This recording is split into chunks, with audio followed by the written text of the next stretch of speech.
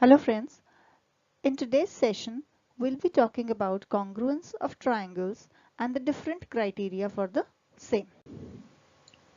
So friends, let's look at the first criteria for identifying congruence of triangles. So the first is the side angle side, which is SAS, the short form of side angle side congruence rule. Now what does that rule state? Two triangles are congruent if two sides and the included angle of one triangle are equal to the two sides and the included angle of the other triangle. So what does that mean? Now supposing we have these two triangles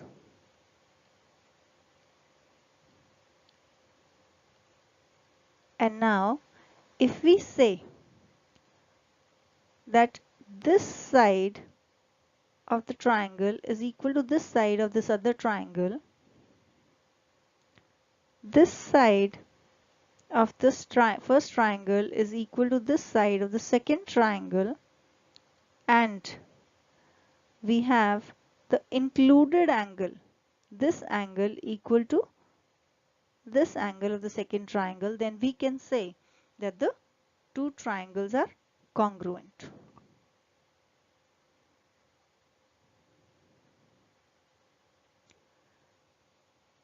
Now the important thing here is this cannot be proved based on the previously known results.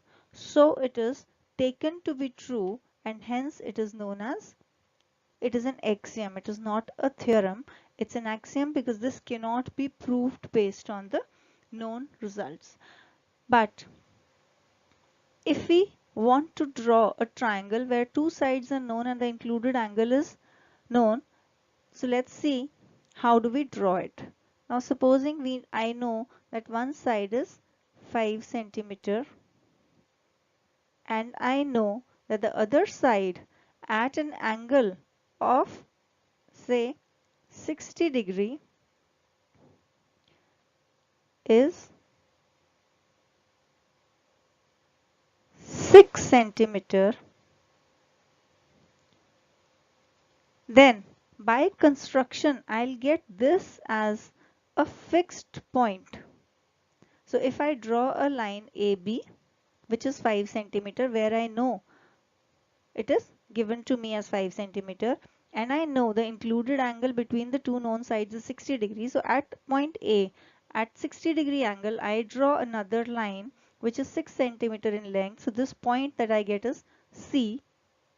Now I join the points B and C. So there is only one possible option of the third side. There is no other option of the third side. So this is the only triangle possible when two sides and an angle included between these two sides is given to me. So that is why we say that if the two sides of two triangles are equal and the included angle is equal, then the triangles will be congruent because there is no other triangle which is possible when we know these things.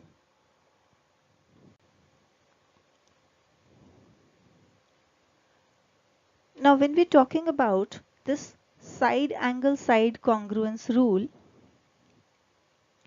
we need to understand that while SAS rule, which means side angle side, is true for congruency, ASS, which means angle side side or side side angle, will not hold true. Now let's take an example. Now supposing I'm provided with two sides, but the angle which is given to me is not included angle, which is the third angle. So say for example, I draw a side AB of length 5 and I know that there is an angle of 60 degree at maybe point B. So at 60 degree I draw a line whose length is not known to me. So now I cannot find the point C because this angle is 60 degree that I know, but I don't know the length of this side.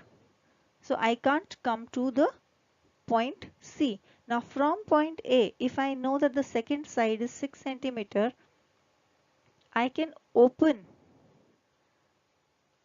the compass and draw an arc of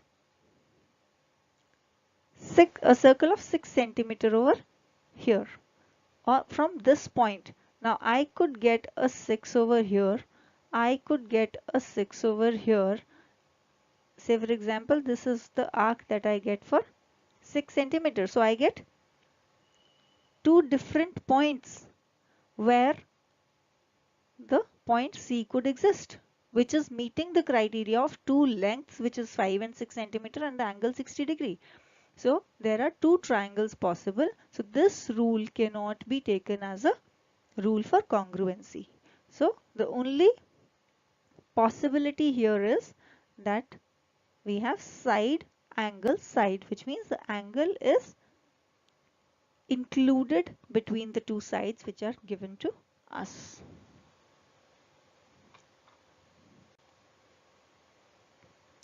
So let's move on to the second criteria for congruence of triangles, which is ASA, which means angle side angle. So the rule states that two triangles are congruent if two angles and the included side of one triangle are equal to the two angles and the included side of the other triangle. Now we have these triangles ABC and PQR. Now we know that angle B is equal to angle Q. This is given to us, and angle C is equal to angle R. And we are also provided that the side included between them, which is BC, is equal to QR. Now first of all, we'll assume that the triangles are not congruent. Now we take any point D on AB. Let's take this point D here, and then we take this such that this DB is equal to PQ. Now we make this triangle DBC by joining D and C. Now we know that angle B is equal to angle Q, BC is equal to QR, and we've drawn BD such that BD is equal to PQ. Now this would mean this is meeting the criteria that we just discussed, which is SAS rule. So that suggests that DBC and PQR are now congruent triangles. Now if they are congruent, that would mean that angle DCB is equal to angle R, which is CPCT, corresponding parts of congruent triangles. So now if this angle has to be equal to R, the point D has to coincide with point A. So this has to be this triangle. Similarly, if we take D on the extended AB and we say that we assume that AB was actually smaller than PQ, so then D would be extended AB, and then we'll join CD again, and then again we reach the same rule that angle DCB by CPCT, angle DCB will be equal to angle R, which would again mean that D coincides with point A. So hence we are saying that triangles ABC and PQR are congruent by the rule ASA, which is angle side angle.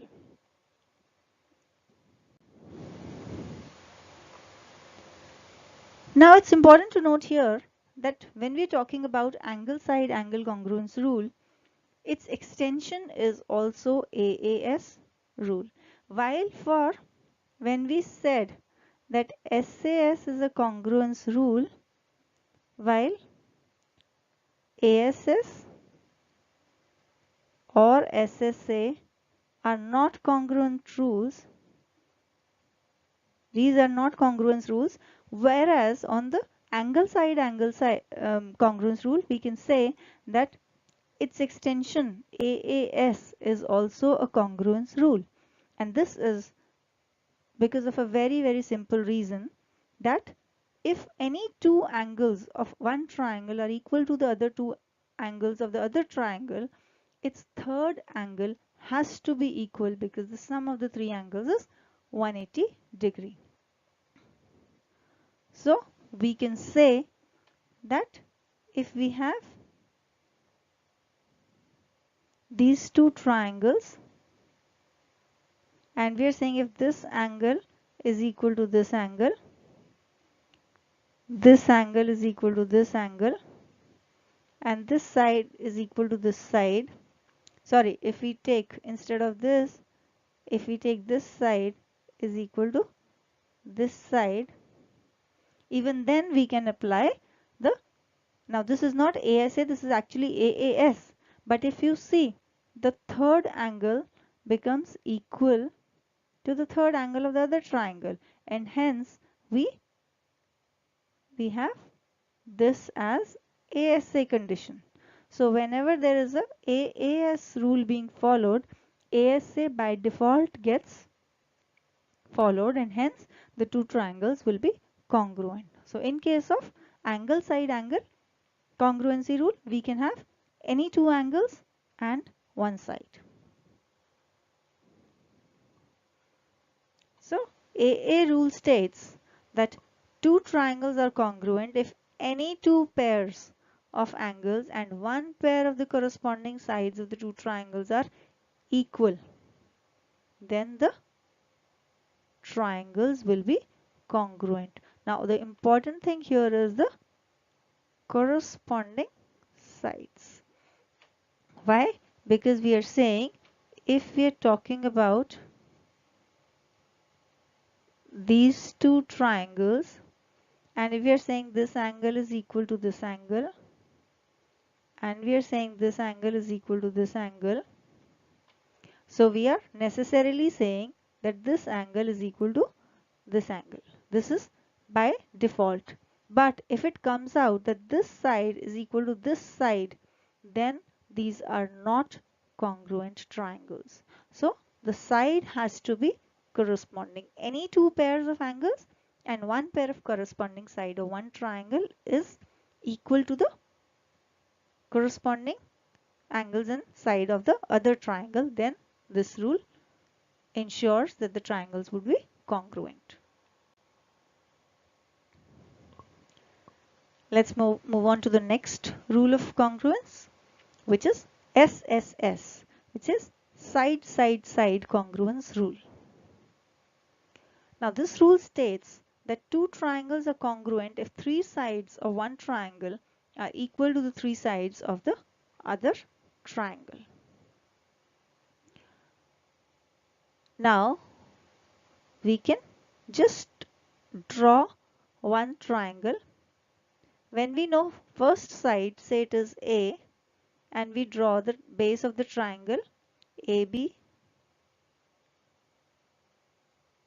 by this length A, and then we know that the second side, which is AC, is given by B. So from this point A, we draw an arc of length B, and from side B, from point B, we draw an arc of side C, and there is only one point where these two will intersect, and if we join these two, there is only one possible triangle that we can get, and that is why we say that this will always be true. And since this can be proved, this is a theorem. The SSS congruence rule is a theorem. So if three sides of a triangle are equal, there is only one possible way in which we can construct a triangle. That is why these two triangles with the same sides will always be congruent. And then we have the RHS rule for congruency, which is R stands for right angle, H stands for hypotenuse, and S stands for side. Now this rule states that two right angle triangles are congruent if hypotenuse and one side of one triangle are equal to the hypotenuse and one side of the other triangle. So these will be congruent. Now again this can be proved. So RHS congruence rule is also a theorem. Now let's see how do we prove that. First approach is that if we know the hypotenuse and if we know the one side of a triangle, then we are saying, if we use the Pythagoras theorem, we can say hypotenuse square is equal to a square plus b square, where a and b are the two sides of the right angle triangle. So we are saying if we know h, if we know a, there will be only one value, possible value of b. So we know h, a and b, which means we know the three sides of the triangle, which is necessarily an SSS rule. So by using SSS rule, we could prove that RHS is also a criteria for finding the congruence of the triangles. Now there's another way to do that, is that supposing we know the side, we know one side of the right angle triangle, which is A.